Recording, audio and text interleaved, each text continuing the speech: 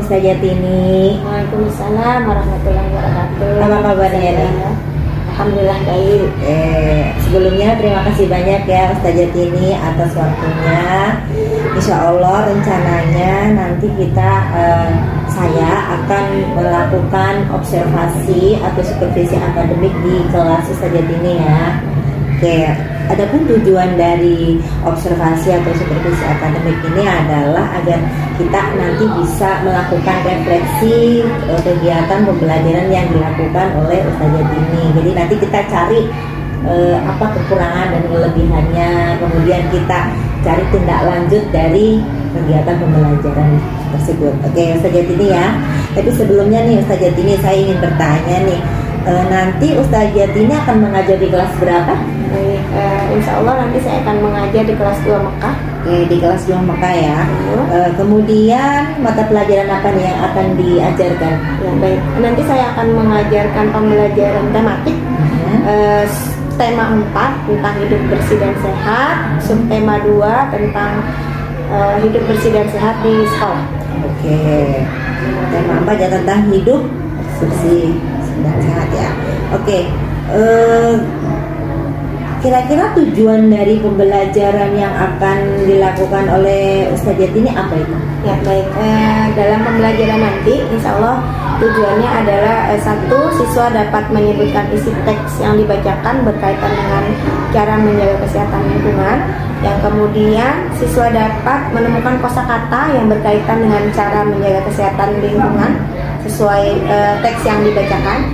Kemudian siswa setelah mengamati gambar, siswa dapat mengidentifikasi berbagai kegiatan yang berkaitan dengan menjaga kebersihan dan kesehatan untuk mewujudkan persatuan seperti itu, dan diakhiri dengan menggambar cara menjaga kebersihan lingkungan. Jadi ini gabungan dari berbagai mata pelajaran ya Ustazah ya, karena kan tematik ya. Ya nanti itu ada muatannya itu ada bahasa Indonesia, PKN dengan SBDP. Ada 3 muatan nanti ya. Oke, kira-kira area pengembangan yang hendak dicapai itu apa saja Ustazah? Untuk area pengembangan itu yang akan dicapai yang pertama sekali adalah sikap bagaimana kerjasamanya mereka, kepedulian terhadap lingkungannya, kemudian sosial emosional yang akan dibangun di sana, seperti itu. Yang kedua adalah aspek pengetahuan, bagaimana pengetahuan mereka tentang hidup bersih dan sehat, kemudian cara menjaga kebersihan di lingkungan sekolah. Yang terakhir adalah aspek keterampilan, bagaimana mereka terampil dalam menyampaikan pendapat, kemudian nanti ada menyampaikan hasil laporan pengamatan, kemudian nanti ada penugasan berupa apa tuh namanya LKPD ya, lembaga beasiswa. Oke. Jadi nanti insya Allah ada 3 aspek ya yang akan dikembangkan. Yang pertama adalah sikap, pengetahuan, kemudian keterampilan. Oke. Nah, kira-kira strategi apa nih yang akan dipersiapkan oleh Ustazah Tini untuk mengajar nanti? Ya, baik, untuk strategi dalam pembelajaran yang pertama dan utama itu adalah mempersiapkan RPP-nya. RPP-nya berkaitan dengan RPP berdiferensiasi dengan mencangkup sosial dan emosional seperti itu. Nah, kemudian model pembelajarannya berdasarkan problem based learning ya, PBL ya, di mana nanti ada suatu masalah yang akan kita pecahkan bersama, kemudian setelah itu baru pembelajaran yang lainnya. Kemudian untuk alat dan medianya, saya nanti akan menyiapkan PowerPoint berkaitan dengan materi, kemudian video, tapi lebih banyak video ya, PowerPoint-nya hanya sedikit aja. Video berkaitan dengan materi, kemudian nanti ada menggunakan buku paket karena nanti akan dibacakan teks tentang bacaan. Terakhir nanti ada apa tuh LK lembar kerja siswa yang akan di LKPD ya. Oke, baiklah. Jadi ini yang sudah Ustazah Tini mempersiapkan beberapa untuk pembelajaran nanti ya sudah disiapkan RPP berdiferensiasi yang sudah terintegrasi dengan pembelajaran sosial emosional ya, kemudian juga menggunakan model BBL, medianya juga sudah disiapkan itu ya, ada PowerPoint, video, buku paket, LKPD ini yang benar-benar sesuai dengan kebutuhan belajar murid ya, Ustazah Tini ya. Oke Ustazah Tini, baiklah, kira-kira ini nanti akan dilaksanakan pada hari apa gitu Ustazah Tini? Insya Allah hari Senin ya, hari Senin setelah upacara nanti dilaksanakan. Oke, jadi hari Senin ya setelah upacara ya, berarti jam pertama setelah upacara hari Senin. Oke, baiklah Ustazah Tini, semoga nanti berjalan lancar ya. Amin, amin. Kita nanti saya akan masuk ke kelas Ustazah Tini setelah jam upacara itu tadi ya. Nah, sebelumnya saya ucapkan terima kasih banyak atas kerjasamanya. Semoga nanti kegiatannya dilancarkan. Amin. Mohon bimbingannya juga nanti kalau misalnya ada kekeliruan sedikit gitu ya. Masih dalam tahap belajar. Saya itu nanti hanya mengobservasi, nanti kita melakukan refleksi bersama-sama. Jadi bukan saya hebat, tapi kita sama-sama saling belajar ya Ustazah ya.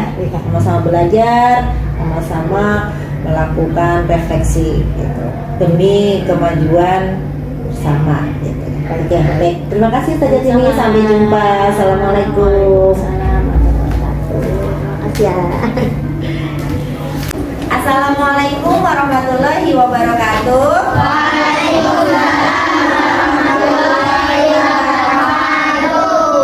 Apa kabar semuanya? Anak kelas 2 apa ini? Anak kelas 2 BK. Bagaimana nih kabarnya?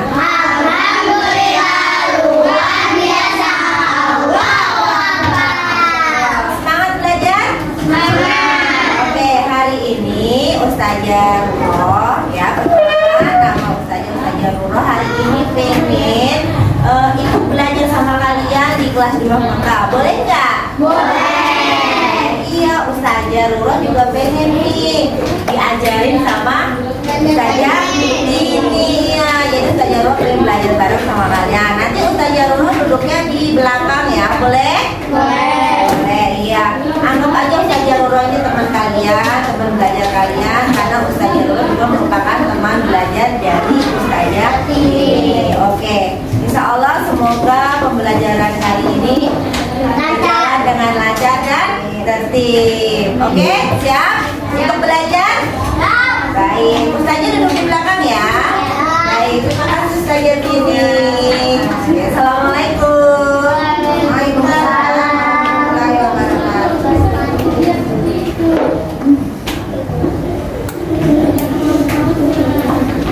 Assalamualaikum warahmatullahi wabarakatuh.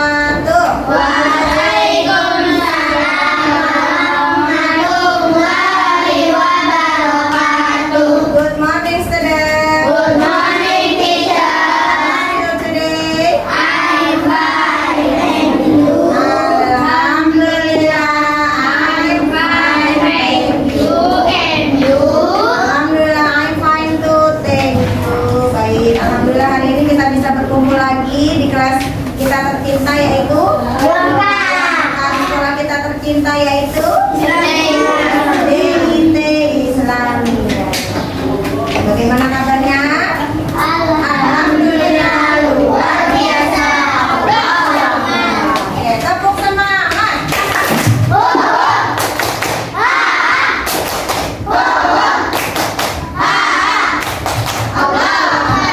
Ya, alhamdulillah hari ini kita semangat. Ya teman-teman ya, kiri kanan. Ada yang tidak masuk kah? Tidak. Alhamdulillah semua hari ini masuk. Sehat semuanya ya. Kemarin hari Jumat ada Candy sama Arif tidak masuk, tapi alhamdulillah sudah sehat sekarang. Sehat ya, makanannya hati-hati, minumnya hati-hati, jangan sembarang. Baik ya, sebelum kita mulai pembelajaran, teman-teman boleh berdiri dulu. Kita menyanyikan lagu Indonesia Raya. Kalau nggak ada Pancasila nanti disambung. Mulai ya, tangannya silakan ikutin dulu saja ya. 1, 2, 3. Indonesia tanah airku, tanah tumpah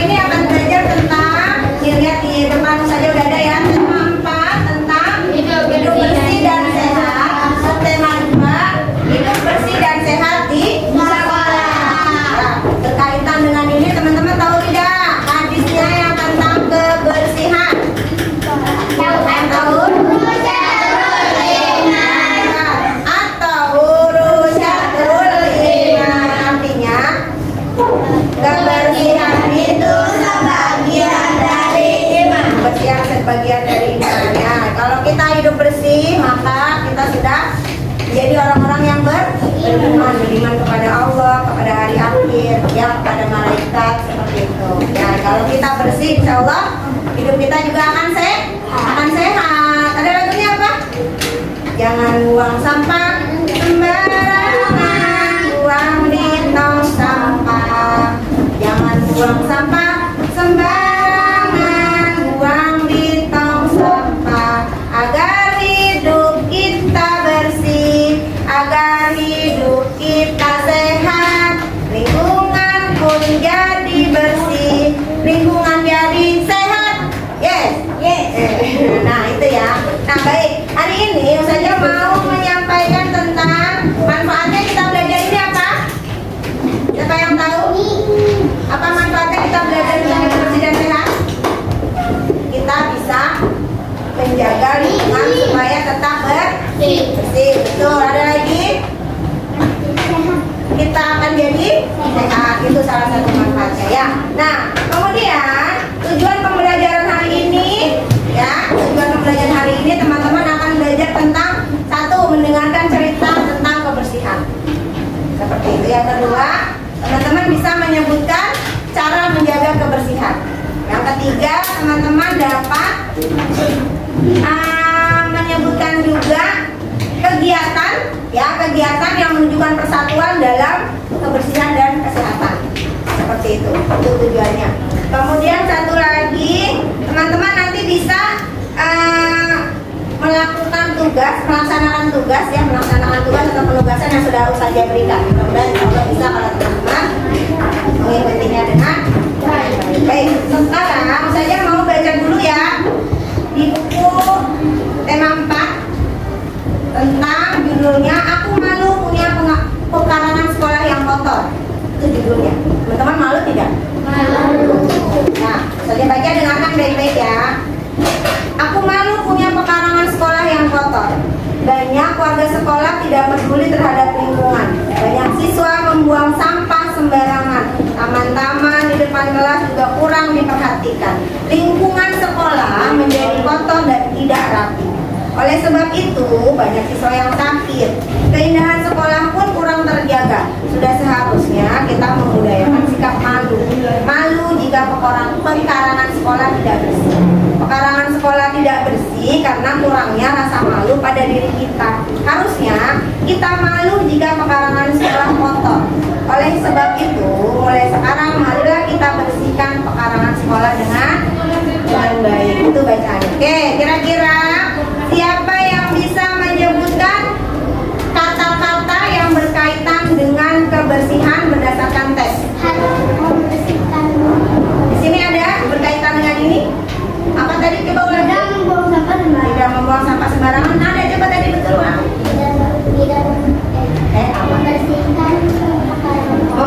Membersihkan pekarangan sekolah. Ada lagi sebelah sini? Membersihkan lingkungan sekolah. Ada lagi? Sebelah sini belum?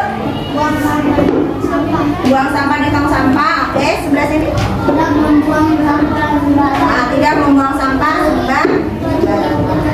Peduli dengan lingkungan, betul ada. Peduli dengan lingkungan. Ya, lingkungan kita lihat kalau teman-teman ada sampah, jangan bilang itu bukan sampah aku, tapi segera bisa lihat sampah. Buang kemana? Buang ke tong sampah. Saja kalau saya di mobil nih, saya lihat sampah bungkus permen, nggak ada tempat sampah, terus dikemanain saja? Ditaruh plastik. Gimana tuh jawabnya? Taruh di kantong plastik dulu. Kalau nggak ada plastik, masukin dalam kantong kita dulu. Nanti ada tong sampah baru dibuang. Ya, nah baik, sekarang saya ini mau ajak teman-teman nih. Ini kan berkaitan dengan lingkungan sekolah. Apakah sekolah kita bersih? Apakah sekolah kita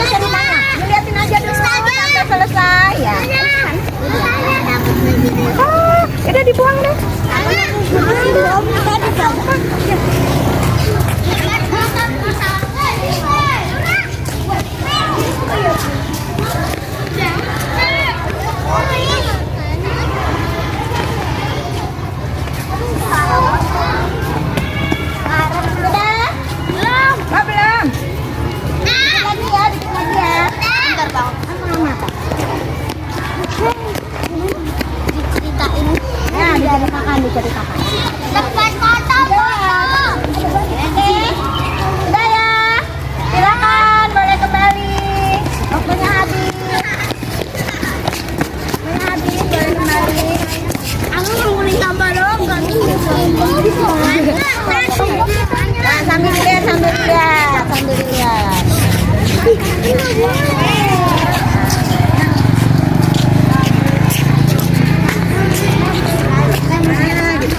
Ayo. Satu, kelompok tiga, kelompok empat, kelompok lima. Terima kasih. Nah, teman-teman, tadinya teman-teman sudah pengamatan di luar. Sekarang tugas teman-teman adalah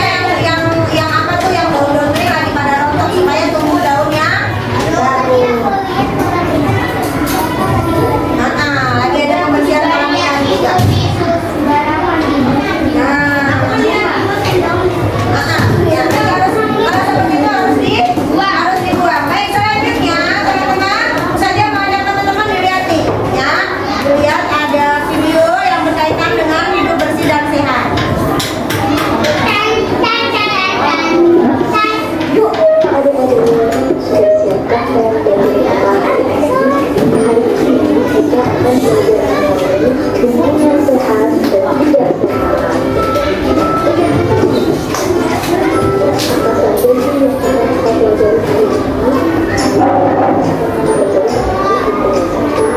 Lingkungan tidak sehat dan cara memelihara lingkungan sehat. Tahukah kamu apa lingkungan sehat? Lingkungan sehat adalah lingkungan yang terhindar dari hal-hal yang menyebabkan gangguan kesehatan seperti bercair, limbah padat, dan limbah gas. Juga terhindar dari binatang pembawa hidup penyakit, zat kimia berbahaya, polusi udara berlebihan. Menurut kalian, manakah yang termasuk lingkungan sehat?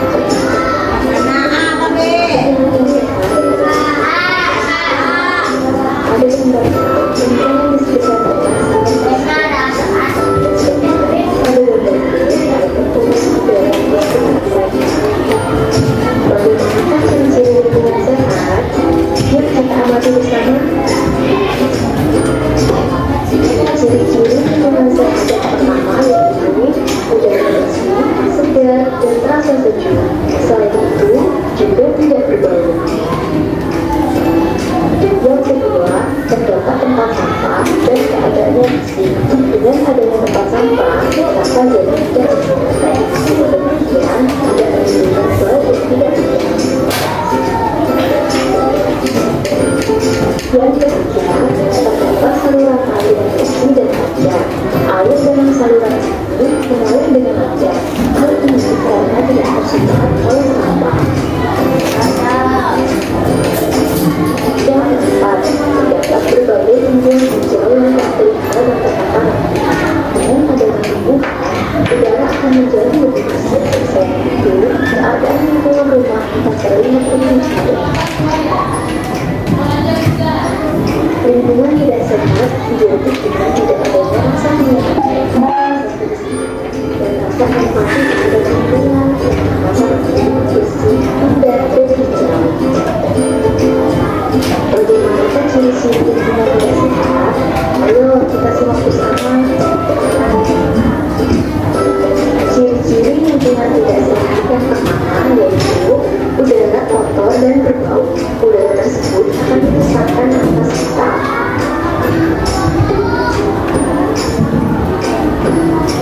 Yang kedua, tidak tersedianya tempat sampah, sehingga sampah menumpuk dan berserakan di mana-mana. Tentu saja hal ini akan merusak pemandangan lingkungan sekitar. Sampah yang menumpuk akan menimbulkan bau yang tidak sedap. Yang ketiga, tidak ada saluran air. Meskipun ada, tetapi keadaannya kotor. Terdapat sampah yang menimpa saluran air, akibatnya aliran air tidak lancar. Yang keempat, tidak terdapat tumbuhan sehingga terlihat gersang. Kalaupun ada, tetapi tidak terpelihara. Misalnya, terdapat rumput liar di sekitar tumbuhan. Yang kelima, terdapat banyak hewan liar yang kelihatan kotor.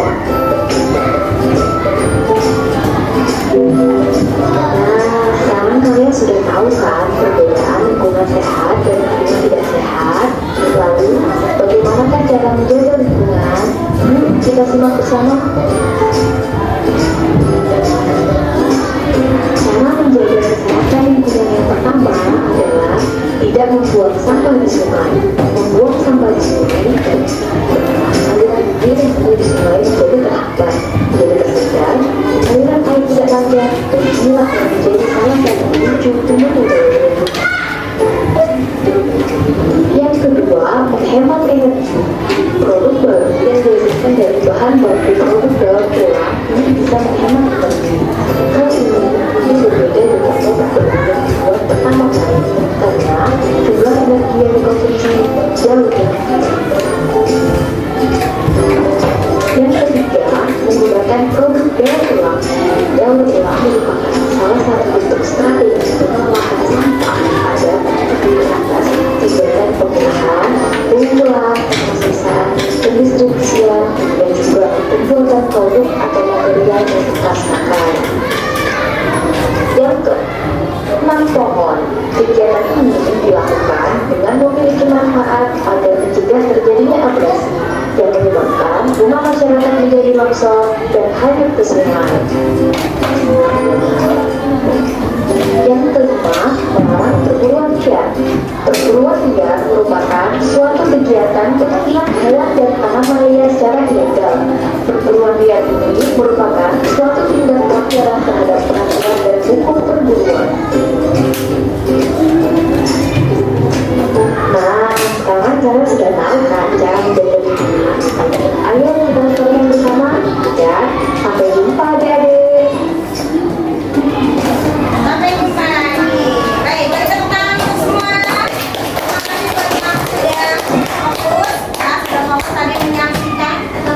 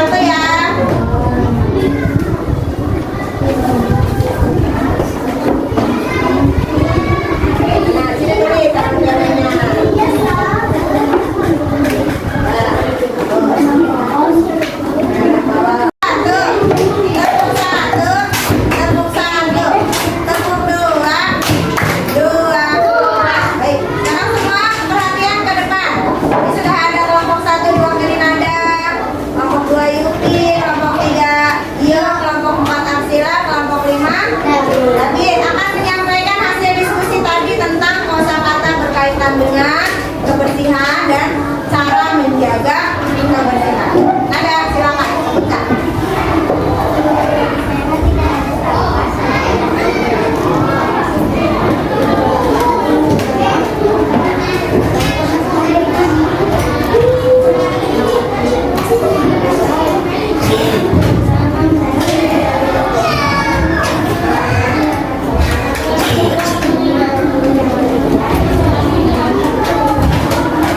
Betul teman-teman?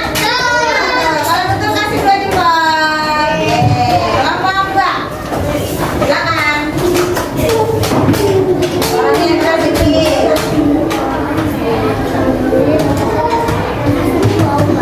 Betul teman-teman? Betul atau tidak? Betul. Jempolnya. Hebat. Kelompok 3 aja.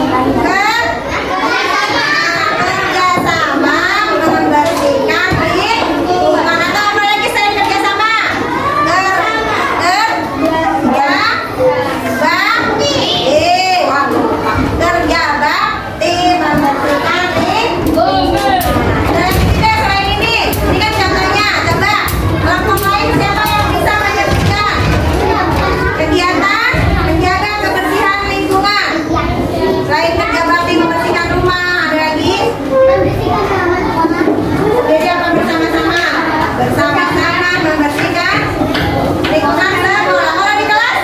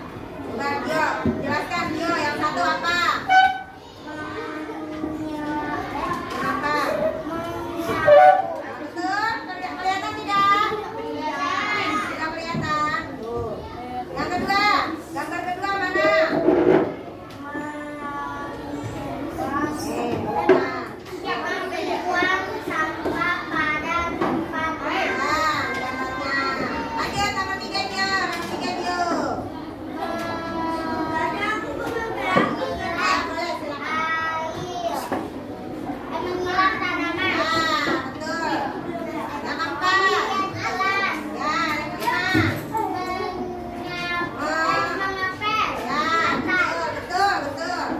Ya. Oke, terima kasih. Ya. Kumpulkan dia, kumpulkan.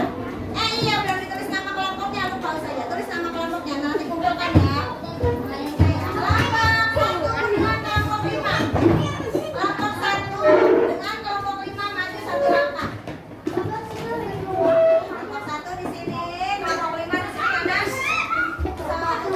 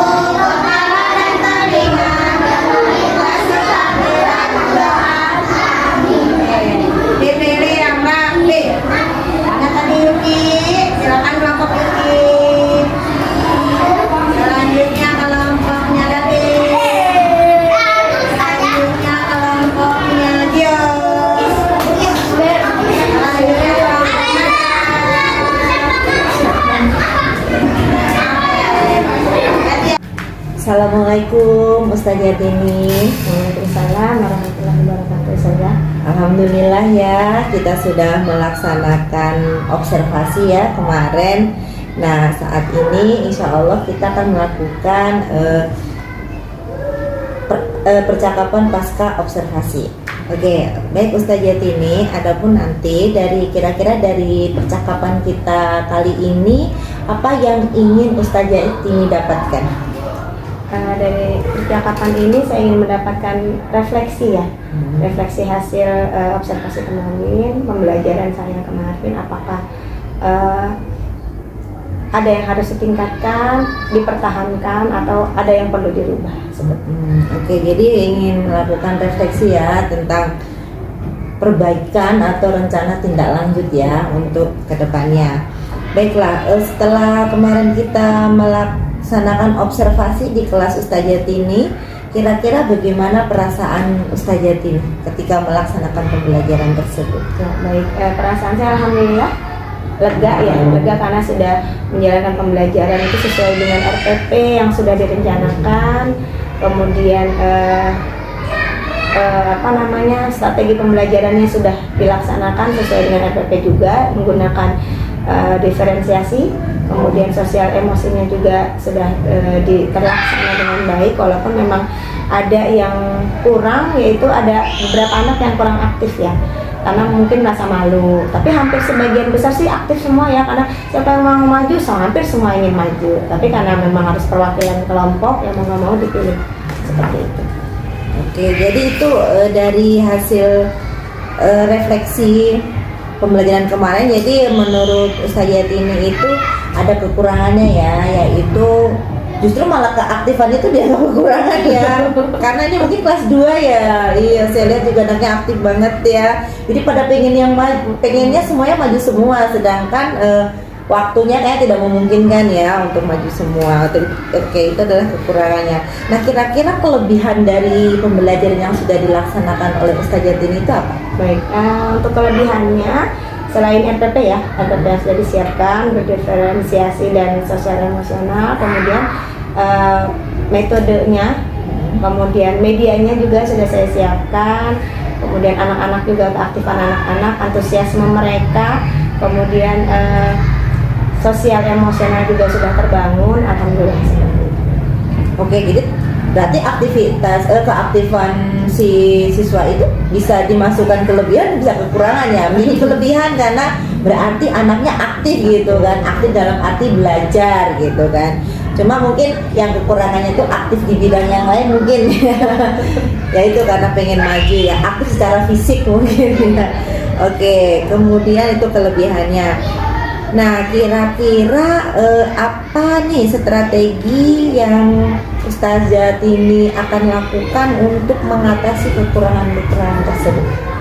Baik, untuk strateginya anak-anak ya, untuk khusus anak-anak, saya kemarin sudah melaksanakan ice breaking juga, kemudian tepuk-tepuk supaya mereka fokus gitu, karena ada beberapa anak-anak yang aktivitasnya fisik ya, fokus untuk fokuskan ke pembelajaran, kemudian diberikan instruksinya yang betul gitu ya, instruksinya saja mau teman-teman perwakilan saja, tidak semua maju gitu kan ya, supaya bisa efektivitas waktu, karena kan kita juga diberi waktu sekian, kalau semuanya maju ya waktunya nanti juga kan nggak cukup seperti itu.